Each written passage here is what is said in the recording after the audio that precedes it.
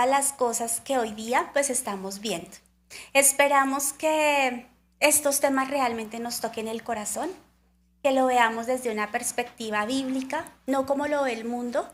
Y pues al final vamos a concluir algunas cosas, entonces pues sé que va a ser de gran bendición.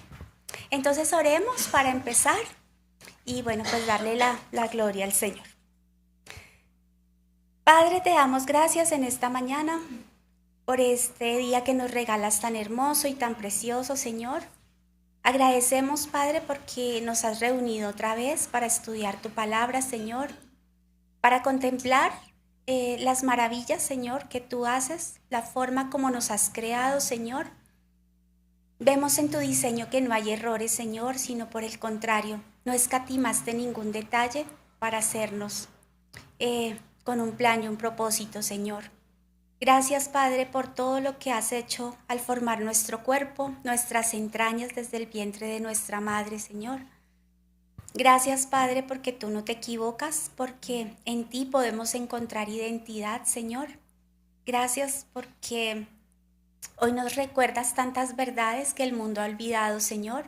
Pero también te rogamos, Señor, que tomes nuestro corazón, nos permitas entender el mensaje y sobre todo nos permitas movernos, Señor, hacia donde tú quieres que estemos trabajando y obrando en nuestras vidas, Señor, para hacer luz en medio de las tinieblas, pero también, Señor, para extender tu evangelio a tantos lugares donde aún no te conocen, Señor.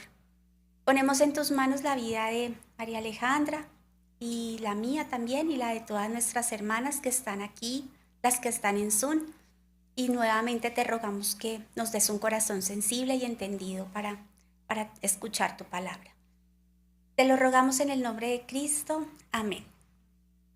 Malejita, bueno, ya la conocen, médico, joven adulta de acá de nuestra iglesia. No sé si quieras decirles algo antes de que empecemos con estos temas. Sí, buenos días.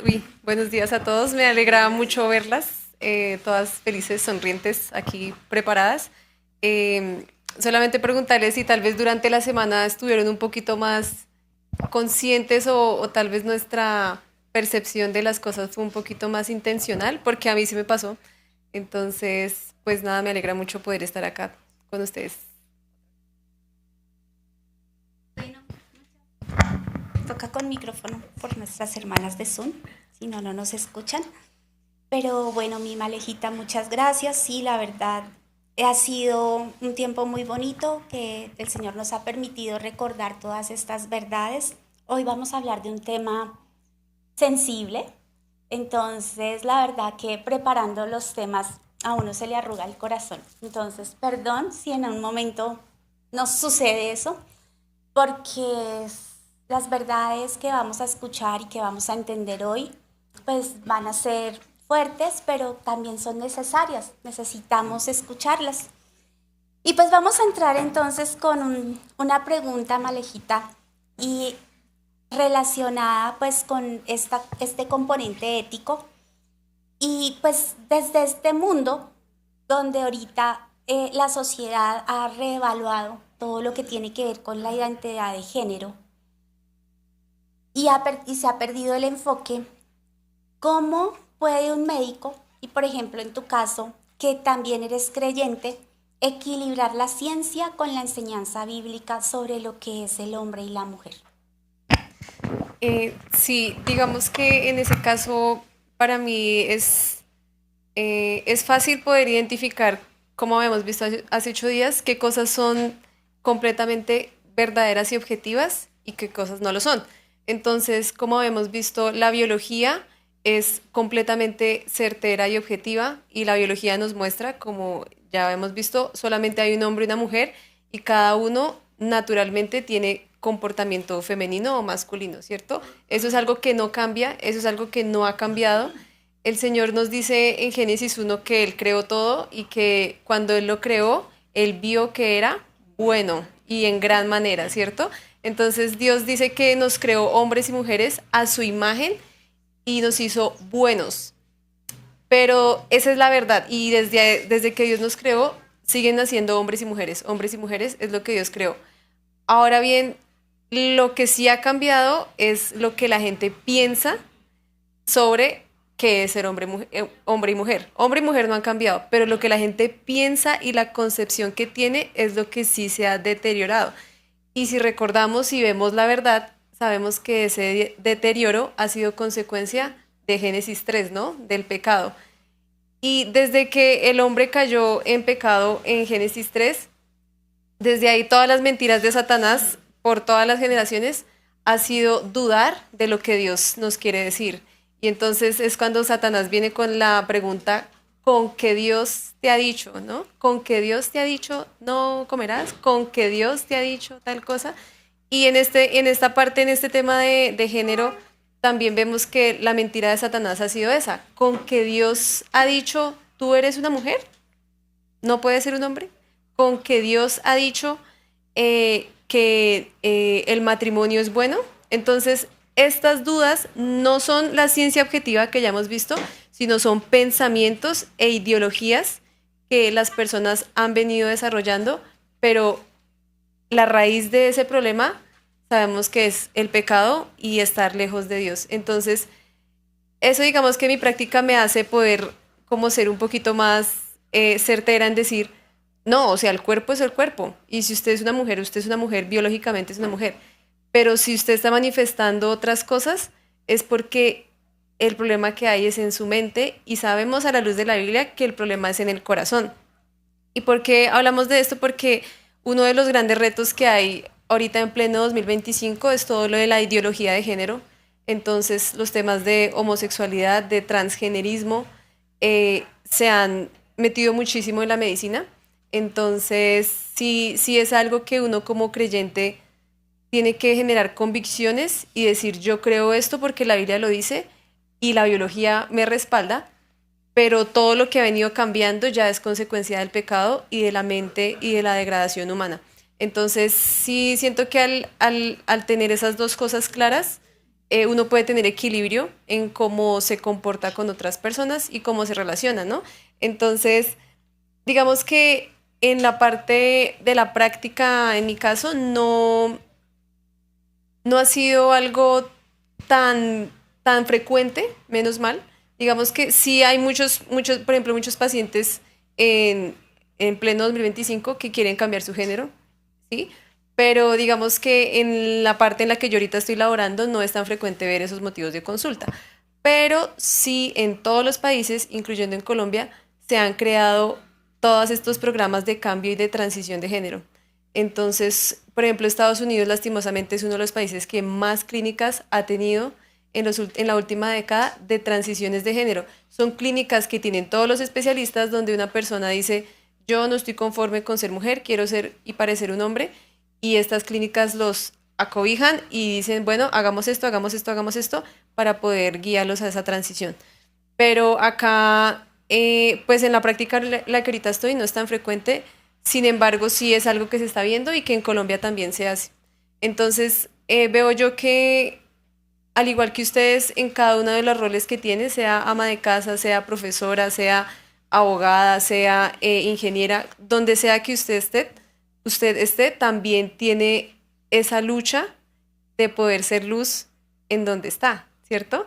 Cada una la vivimos de maneras diferentes, de poder decir, estas son mis convicciones y yo creo esto.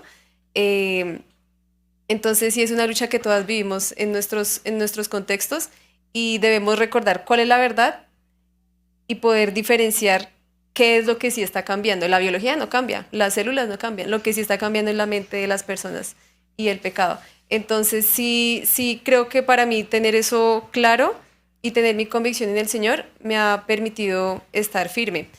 Y lo otro también que uno ve lastimosamente es que en el área médica y en la educación y en la sociedad actual se celebra el pecado, ¿cierto? Entonces, si una niña de 12 años dice que le gustan las niñas y que ya no quiere comportarse como niña, el mundo, la sociedad, la educación, la medicina la celebra y le dice eso está muy bien, ese es el camino, pero ahí es donde uno como creyente siendo profesional no puede caer en celebrar ni congraciarse con el pecado. La Biblia dice en Romanos 1, si ustedes recuerdan al final cuando empieza a hablar de todos los pecados que hay, dice que no solamente está mal los que hacen las cosas, sino también aquellos que se complacen en quienes las practican. Entonces, una lucha y un dilema que uno tiene en esta profesión es decir, esta es la verdad, yo creo en esto, te respeto y te amo porque la Biblia dice que debo amar al prójimo y amar al prójimo implica respetar y tener misericordia, pero al mismo tiempo es una cosa completamente diferente celebrar y congraciar el pecado, porque a eso el Señor no nos ha llamado como creyentes y como profesionales. No podemos celebrar ni animar, ni estar felices con lo que está pasando, ni apoyar este tipo de cosas. Entonces, sí, la Biblia es muy clara en eso, en mostrar, debo amar al prójimo, y una de las cosas que he aprendido es que en el consultorio yo no estoy llamada a confrontar bíblicamente.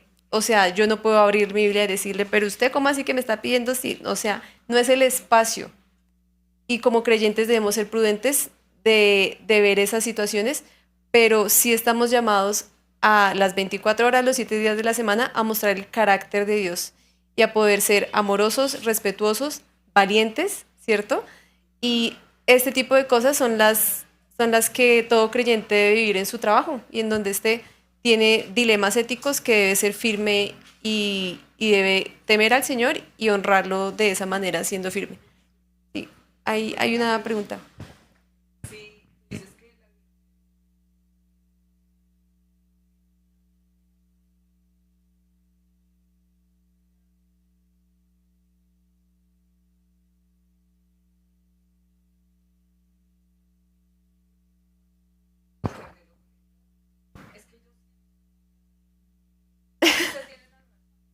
Sí.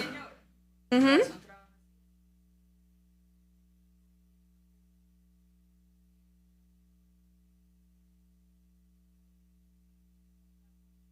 Sí, exacto. Sí. Y, y me encanta. Ujú.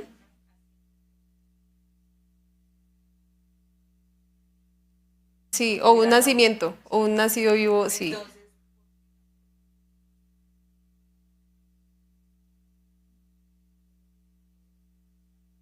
Sí, pues justo me encanta que hagas esa pregunta porque hace 8 días que estábamos hablando, la medicina como tal no es una ciencia, es una profesión, ¿no? Es una carrera que se basa en ciencias exactas como la biología, la fisiología, que esas ya sabemos la verdad. Pero ahora, como no es una ciencia exacta, sino es una profesión, está permeada por toda la influencia social, humanista, que está también en este sistema mundo, ¿cierto? Y como sabemos que el pecado ha entrado al mundo, ese sistema está permeado por el pecado. Entonces es como en la educación también ha permeado este tema y ha hecho que en todos los países ahora se enseñe todos estos temas de ideología. Entonces, detrás de eso, que si hay intereses económicos, bueno, eso ya es hilar también delgado, no lo sabemos, pero lo que sí sabemos es que hay intereses del enemigo de este mundo, del enemigo de nuestras almas, como dice la Biblia. Entonces, sí, incluso también dentro de las cosas que estábamos estudiando es, ¿y qué consecuencias hay? Porque las consecuencias no se dicen ni se venden, porque el solo hecho de hacer cambio de transición de género sí trae consecuencias físicas, psicológicas, emocionales y obviamente nosotras sabemos que espirituales, pero eso es algo que no se le hace propaganda porque no vende. Entonces, como la propaganda y el sistema mundo del enemigo actual es, si usted dice eso, hágalo y sígalo, y eso es a lo que se ha encaminado. Eh, Como digo, pues la medicina también, como es una profesión, está influenciada por el sistema de este mundo, pues para eso va y es por eso que lo apoya. Incluso también veíamos, yo les compartí hace 8 días que hay un libro que habla justo de este tema, que es un libro cristiano, se llama El ser mujer, de Kathy McCoy, se llama, y ella habla de cómo muchas mujeres, y específicamente mujeres, porque en la última década las mujeres, el transgenerismo ha aumentado muchísimo en mujeres. O sea, antes del 2000, lo común eran hombres. Era más común en hombres que querían parecer mujeres, ¿sí? Pero ahora, en los últimos 10 años, son las mujeres las que quieren parecer hombres y las que han caído en esta mentira del mundo. Y ella se pregunta a la autora de por qué las mujeres. ¿Qué está pasando? ¿Qué ha pasado desde el 2000 que ha hecho que las mujeres sean las que quieran cambiar su género? Y una de las razones que ella muestra a través de estudios es que, como hemos visto, el cerebro de la mujer es muchísimo más emocional y relacional, ¿no? Y muchas mujeres ahora, a través de redes sociales, de sus amigas, de lo que el colegio les está mostrando, lo que la educación les dice, encuentran refugio en esto.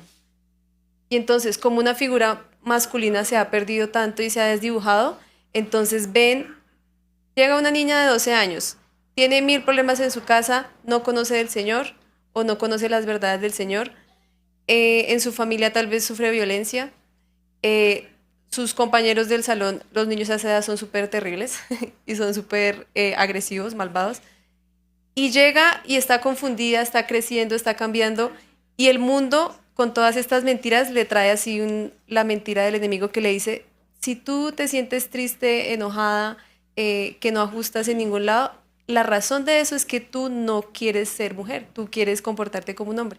Y entonces esta niña que está confundida, que no sabe qué hacer, le traen ahora esta mentira, que es la que se divulga ahora, y abraza esta mentira y dice, debe ser por eso. Entonces, una de las cosas que muestra el libro es que muchas de las mujeres que entran en el camino del transgenerismo, realmente en el fondo, en su corazón, habían muchos más problemas que nunca se hablaron con nadie. Y la única solución que le trae el mundo es, si tú no estás contenta, fijo, debe ser por tu género. Entonces, esa es la razón que le pone la sociedad, y de ahí muchas mujeres que en una edad como la adolescencia que son tan influenciables, pues siguen este camino. Y por eso también estadísticamente han cambiado muchísimo el transgenerismo, y son muchas niñas que encuentran consuelo en una comunidad de sus amigas, de mujeres que se gustan con mujeres, que odian a los hombres y abrazan estas verdades, y empieza un camino que esa no va a ser la solución. Entonces, sí es un tema muy complejo en ese sentido. Y creo que también la siguiente pregunta va a apuntar a este tipo de conversación.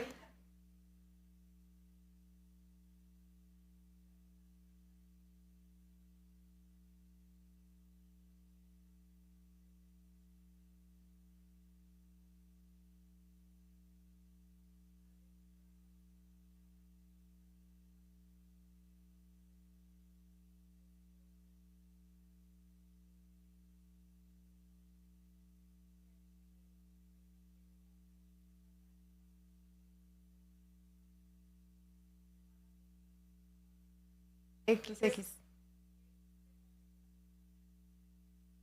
Pues en el análisis de sangre normalito que uno corre en clínica, no. Sí, por el ADN, así haga todos los cambios que quiera hacer y las hormonas que quiera, siempre su ADN va a ser el mismo y va a mostrar que es un hombre y una mujer, claro, eso no se altera.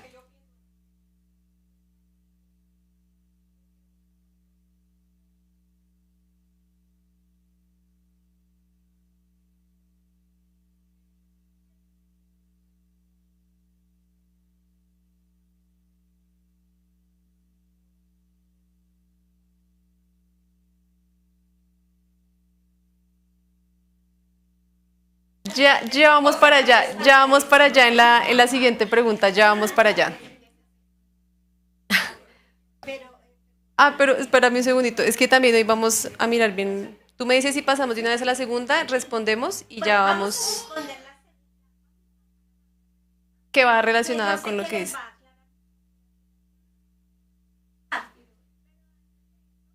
Ay, sube el micrófono, porque Perdón, es que no me adapto. Bueno, pues vamos a ir entonces a la siguiente para aclarar dudas, porque sé que esto va a generar muchas preguntas. Pero primero hay que aclarar algunas cosas que queremos que queden como firmes.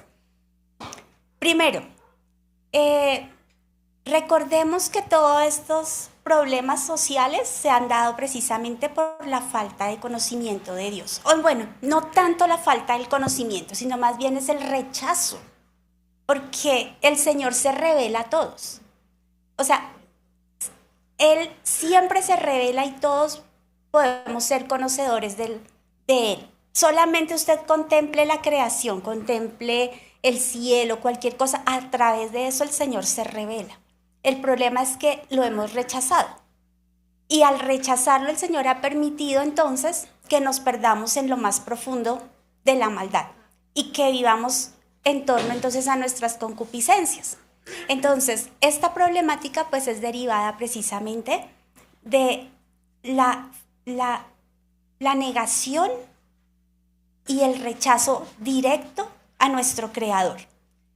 Es un pecado como cualquier otro, entonces debemos verlos a ellos con misericordia, no con rechazo. Como creyentes, pues lo primero que tenemos que hacer es saber que esta es una realidad, que la Escritura lo menciona, saber que es un pecado y que pues como cualquier pecado pues hay que trabajarlo, que por ende pues no podemos juzgar ni criticarlos, sino por el contrario, verlos con amor y acercarnos a ellos con amor, sin congraciarnos, porque debemos tener también esa claridad. No podemos entonces, porque también son humanos, muestran la imagen y semejanza de Dios, compartir pues también estas cosas. Y algo importante es que esto se llama precisamente ideología de género, porque son ideas, no son verdades. Y lo que nuestra hermana preguntaba, ¿cómo si yo me miro en un espejo y soy mujer, voy a ser hombre? Pues porque la verdad es que soy mujer, me miro en el espejo y soy mujer, pero el mundo, porque es la forma sutil como Satanás ha venido a permear y ha venido a tocar estos temas, empieza a trabajar en nuestra mente.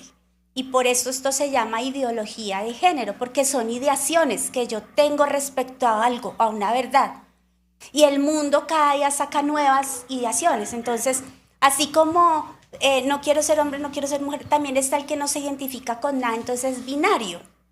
Entonces, el Satanás ha sido muy sutil permeando la sociedad en estos temas, el mundo como tal, y por eso nosotros, pues como creyentes, tenemos muchas cosas para hacer. Una de ellas, orar, otra, llevar el evangelio, porque si la gente no conoce al Señor, pues tenemos que hacérselo saber y dárselos para que ellos lo conozcan y lo acepten. Pues la decisión ya es de ellos, pero nosotros sí tenemos un trabajo. Entonces, en ese marco de ideas, pues ahorita tenemos muchos problemas. Entonces tenemos infinidad de cosas que afectan el diseño divino. Y entonces la pregunta que queríamos hacerle a Malejita era esa. Ahora, ¿qué desafíos éticos entonces tiene un profesional, por ejemplo, médico, que tiene que abordar estos temas? Y cómo pues esto altera el diseño de Dios. Todos estos desafíos están alterando ese diseño de Dios para el hombre y la mujer. Y cómo pues tú lo puedes ver desde el contexto médico, pero también cristiano. Pues ahí, y ya vamos para lo que decía la hermana María, es que los desafíos que actualmente uno enfrenta en clínica son básicamente tres, son como los más claros. El primero es todos los temas de homosexualidad y lesbianismo.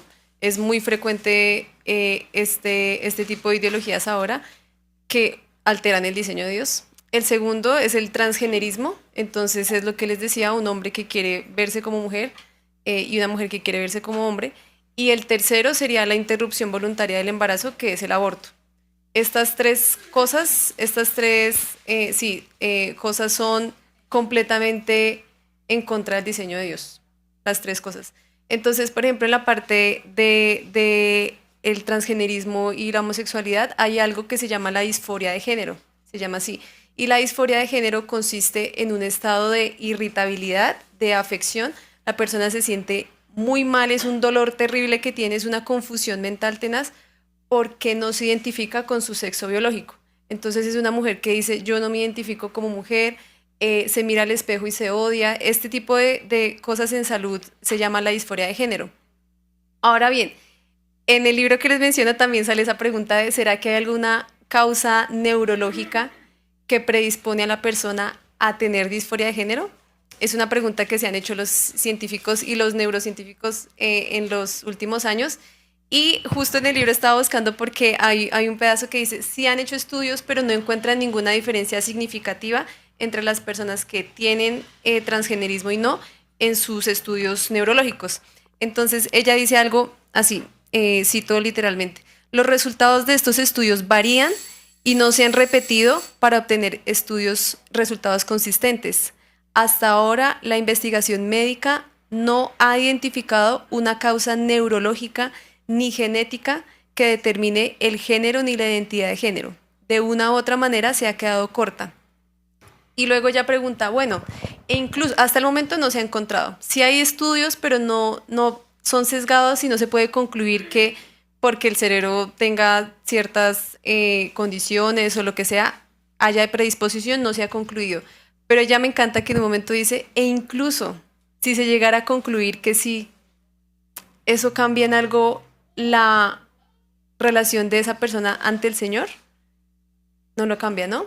Y es como, digamos, si incluso se pudiera determinar que si hay una predisposición neurológica, es como cualquier otra enfermedad. Hay personas que hereditariamente o genéticamente tienen predisposición a ciertas enfermedades, pero esto cambia su relación ante Dios y cómo va a responder ante el Señor, no. Entonces sí, en la parte de del transgenerismo es tremendo lo que se hace en la medicina ahora porque siendo un niño, porque también hay una disforia de género precoz, o sea, un niño de 3 a 5 años puede sentirse que no le gustan las muñecas, sino que le gustan los carros, y entonces ahora la medicina actual lo que dice es, si a esa edad que un niño no lo dejan cocinar, no lo dejan jugar con, no lo dejan cocinar, no lo dejan manejar, no puede manejar el dinero, no puede, pero el género, ese género, eso sí, para eso sí es maduro. Entonces es como lo que tú decías, todas las mentiras del mundo, de la ciencia humana, han entrado y han dicho, ese niño puede decidir a esa edad. Y entonces cuando un niño tan pequeño decide esto, lo que se vende ahora en el plan de salud es poner bloqueadores hormonales, es el primer paso, entonces se bloquean las hormonas naturales del niño para que durante su infancia no siga desarrollando características de su género y después, justo para la pubertad, se hace lo contrario y es el segundo paso que es la terapia hormonal cruzada. Entonces, si era un niño, entonces se empiezan a aplicar estrógenos, si es una niña, se empieza a aplicar testosterona a cantidades muy altas. Y como esto es tan reciente, estas terapias, a largo plazo todavía no hay evidencia de decir todas estas son las consecuencias físicas. Lo que sí se ha visto hasta ahora es que de las consecuencias físicas que pueden haber, pues obviamente como está alterando el nivel hormonal de estrógenos, hay alguna afectación en la densidad ósea, entonces puede que tengan mayor riesgo de osteoporosis. También algunos estudios muestran que puede tener mayor riesgo de generar intolerancia a los carbohidratos o diabetes a largo plazo, o también problemas de la presión arterial, o la otra parte grande de la moneda son todos los problemas de salud mental. Entonces veíamos estadísticas como el 40% de las mujeres que hacen esa transición a hombre tienen intentos de suicidio.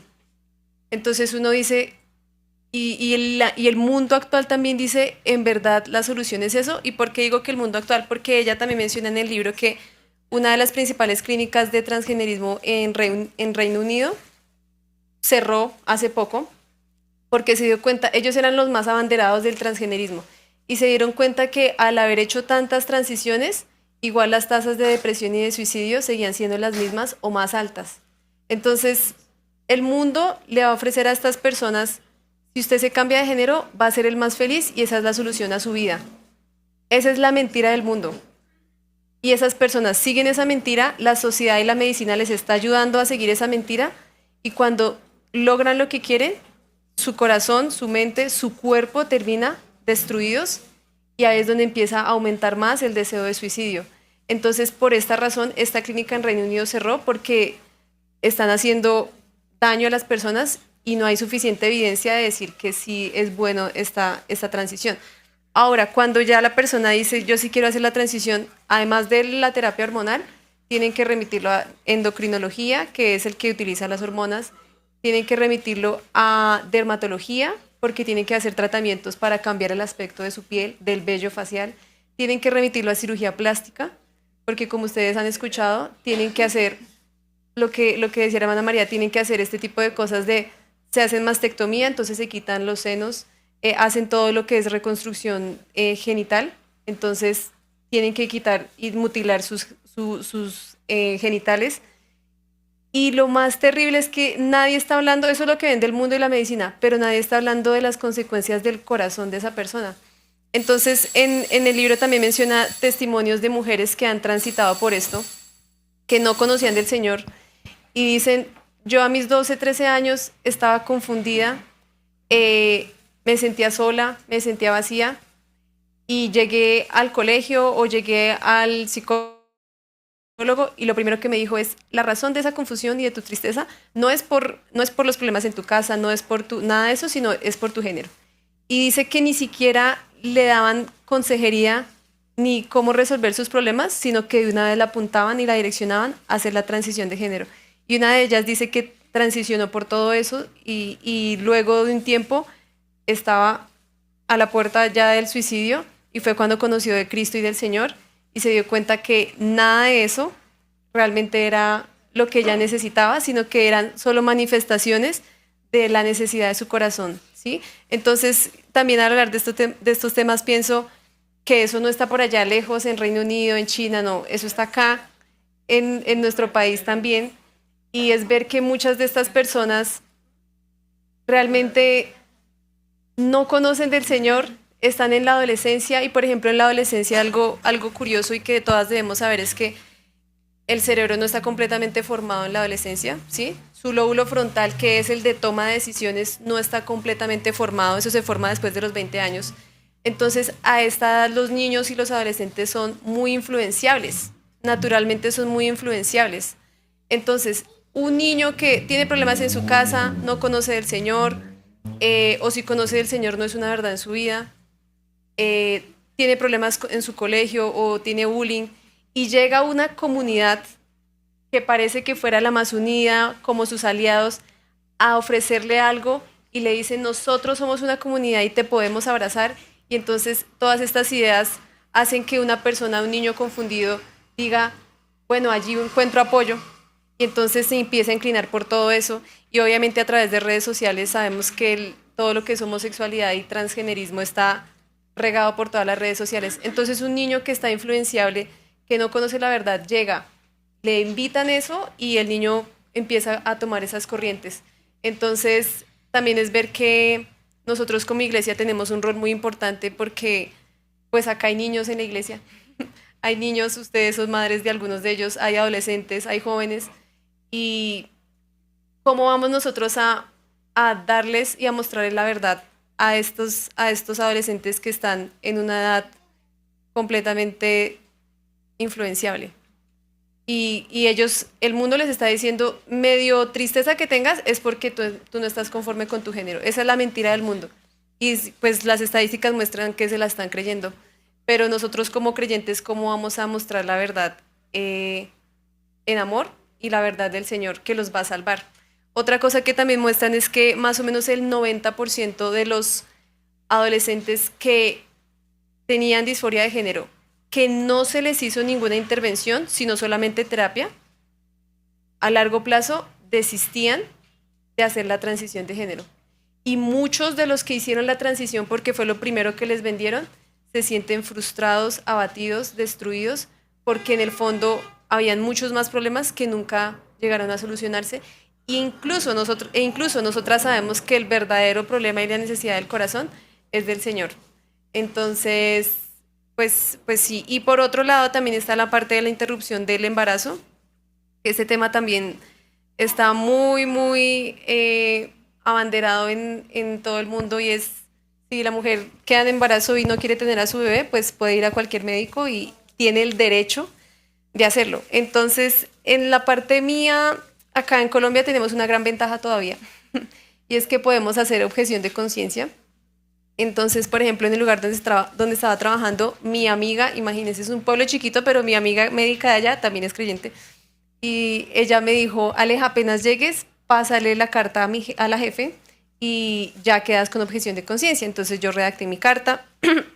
Perdón, acá en Colombia no se puede hacer objeción de conciencia institucional, O sea, un hospital no puede decir, "Oh, acá no hacemos abortos", no.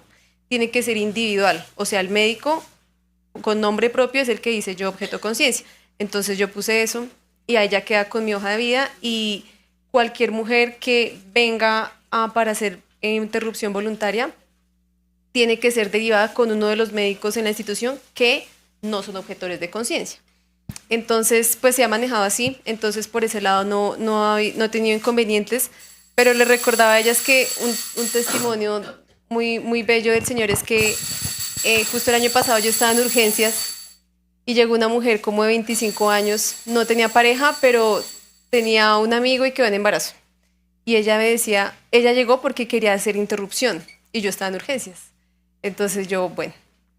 Entonces ella llegó y yo, bueno, uno empieza a preguntar, bueno, ¿y tú con quién vives? ¿A qué te dedicas? No sé qué, cuéntame más. Y ella me dijo, no, mira, la verdad, yo no puedo tener, o sea, mi familia no puede enterarse que yo estoy embarazada, yo tengo que abortar este bebé.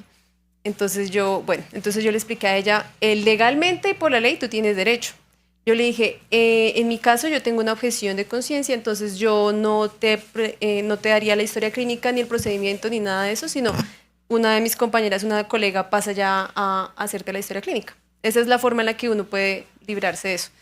Pero entonces yo voy a hablar con mi compañera y mi compañera, que ella es feminista, ella es muy loco porque a pesar de que ella no conoce del Señor, ella tampoco quería hacerlo. Y ella decía, no, pero yo no quiero hacer esa historia, yo no quiero hacer esa historia, yo no lo voy a hacer. Y yo ahí ya toda contra la espada y la pared. Entonces yo volví al consultorio y hablé con ella. Entonces yo le dije, bueno, entonces cuando ella me dijo ella no tenía claro cuál era la fecha de su última menstruación. Y uno ahí con eso hace el cálculo. Como ella no tenía clara la fecha de su última menstruación, entonces uno no tiene una edad gestacional y por lo tanto tenía que hacer una ecografía para saber cuánto tenía, que allá pues nosotros no lo hacemos. Entonces yo le dije, mira mujer, la verdad, yo sé que tienes el derecho, todo esto, pero como no sabemos cuánto tienes y dependiendo de eso se hace el procedimiento, te tengo que mandar una ecografía previa. Entonces ella me decía que no, que cómo podía ir a otra clínica, que a ella le daba pena, que no sé. Pero entonces, no sé, el Señor puso gracia porque eso es gracia del Señor, entonces yo le expliqué las razones, demás, y ella cogió sus cosas y se fue. Y yo, ¿ustedes creen que yo pude dormir ese día? No, esa mujer me va a demandar, mejor dicho, ya me veo allá en el Buen Pastor. Porque a uno lo pueden demandar por eso, porque está obstaculizando el servicio, ¿no? Sí. Ahí es donde vamos a las convicciones. Entonces, claro, en ese momento pues yo dije eso y yo esa semana solamente oraba por esa mujer. Y yo oraba y yo oraba y yo, Señor, por favor, ora en ella, ora, yo orando. Y así fue y no supe más. Pero en el siguiente mes, que allá hacemos control prenatal cada mes, llegó ella al control prenatal. Y llegó conmigo, entonces cuando yo llegué y yo, ¡oh, mujer! Yo me acuerdo de su cara, entonces, no, sí, doc, usted me atendió de urgencia y no sé qué, y yo, y cuéntame qué pasó, y yo, no. Y ella me dijo, mira, la verdad, yo salí de esa consulta y me sentía tan mal, decía, algo me cargaba y yo no pude ser capaz, no fui a hacerme o sea, yo no fui capaz. Y ella llegó a su control prenatal y siguió el embarazo. Entonces, y yo le decía, y bueno, ¿y tu familia? Y que dijo, no, pues yo les conté y pues nada, qué felices, que no sé qué. Y, la verdad son de las cosas que yo digo, el Señor es el que pone la gracia. Y a lo que voy es que, por ejemplo, en mi caso, el consultorio no es un lugar de confrontación. O sea, yo no soy juez, el Señor es juez, yo no soy juez. Mi labor y nuestra labor como mujeres es mostrar el carácter de Cristo y poder escuchar a la persona y mostrar el amor del Señor, ¿sí? Con firmeza, sin congraciarse. Eso es a lo que el Señor nos manda. Pero de ahí para allá el Señor hace. Y en el caso de esta mujer, pues hizo eso. Entonces, él fue, y yo sé que fue él el que convenció su corazón de continuar su embarazo. Y así todas nosotras nos enfrentamos a retos y a dilemas en donde estemos. Pero el Señor es el que respalda eso, y esa obediencia. Amén. Bueno, pues qué bendición. Y sí, el Señor es el que pone la gracia y hace toda la obra y por eso es que nosotras pues al escuchar todo esto y ver todo lo que el Señor nos está mostrando, pues nos está haciendo un llamado directo, ¿no? A no quedarnos quietas. Primero, por un lado, a orar porque este mundo está perdido y necesita luz. ¿Quiénes tenemos la luz? Los que conocemos de nuestro Salvador. Y cuando tenemos un cuarto oscuro, ¿dónde ponemos la luz? La ponemos en la escalera, en un corredor, ¿cierto? Dentro del cuarto oscuro. Asimismo, nosotros tenemos que hacer y actuar. Si nosotras tenemos la luz, estamos en medio de una oscuridad. Estar en medio de la oscuridad no es que se nos apague la luz y que nos dejemos contaminar, sino por el contrario, mostrar esa luz. Como mujeres tenemos muchos retos. Uno de ellos, pues como madres, ¿no? Porque vemos que la sociedad y las políticas gubernamentales están cayendo fuertísimo, apoyando todas estas ideologías. En los colegios esto es lo normal. Entonces a los niños les instruyen desde pequeños. Exacto, hay cartillas y hay material que es obligatorio que todo niño debe ser instruido en eso. Entonces, desde los colegios, pues vemos esto. Ahora también en las empresas. Entonces, ahora también los programas de seguridad y salud en el trabajo que se manejan en las empresas, pues también deben involucrar todas estas políticas y como se dice, pues sí, hay derechos y se deben respetar, pero pues, ¿qué significa eso? Que nuestros hijos, no importa la edad en que están sumergidos en eso. No podemos envolverlos en una cajita de cristal, ¿cierto? Y tenerlos encerrados porque entonces se pueden perder. No, como mamás tenemos que ser mamás presentes, que podamos instruirlos en la palabra del Señor. Pero esa instrucción en la palabra del Señor también, pues tenemos que tener pues mucho tacto para hacerlo en el sentido de que no podemos solo enseñarles la palabra de Dios por un lado, sin mostrarles lo que ellos van a vivir en su realidad. Porque muchas veces como mamás nos da pena hablar de sexualidad con nuestros hijos, como que es un tema que cuando nos preguntan vaya donde su papá o como que le salimos con la semillita y que ese cuento ya no trae lugar. Entonces nosotras sí tenemos que hablar un poco más directo con ellos y mostrarles cómo a la luz de todas estas problemáticas el Señor puede ser glorificado o es glorificado y reina.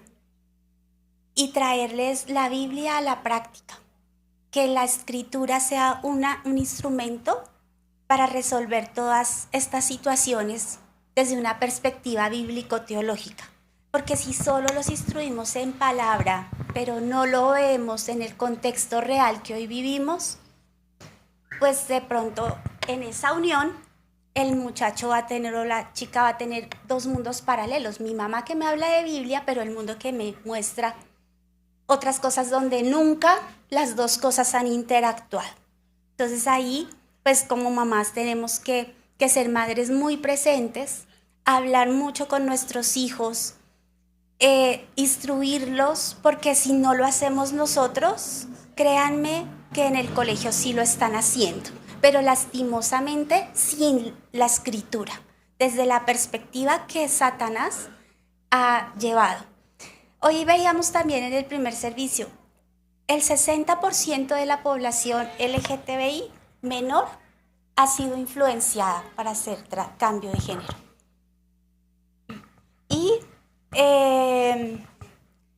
Y mientras incursionaba en el gobierno nacional, la reforma laboral, la reforma personal y ahorita el cambio del sistema de salud, fue aprobado en el Congreso de la República una ley que promueve el transgénero en menores de edad y todo el apoyo gubernamental para ellos, bajo perfil.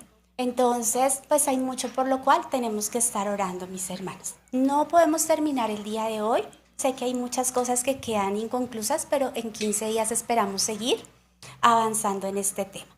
Por ahora vamos a orar para poder continuar con el servicio y en 15 días seguiremos este tema tan interesante. Señor Padre de la Gloria, te damos gracias porque eres un Dios bueno, Señor, y siempre tienes un propósito y un plan, Señor. Gracias por tocar nuestros corazones y podernos permitir ver estas realidades, Señor. Porque la lucha no es contra carne y sangre, Señor, sino es la forma sutil como el enemigo ha llegado y ha movido las estructuras del mundo.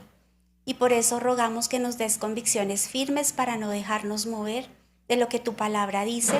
Ayúdanos como mujeres a hacer luz, a llevar el Evangelio, a instruir primeramente también a nuestros hijos y a aquellas personas que nos rodean y que necesitan un consejo sabio, aquellas personas que no conocen del Evangelio y a las cuales se los podemos compartir.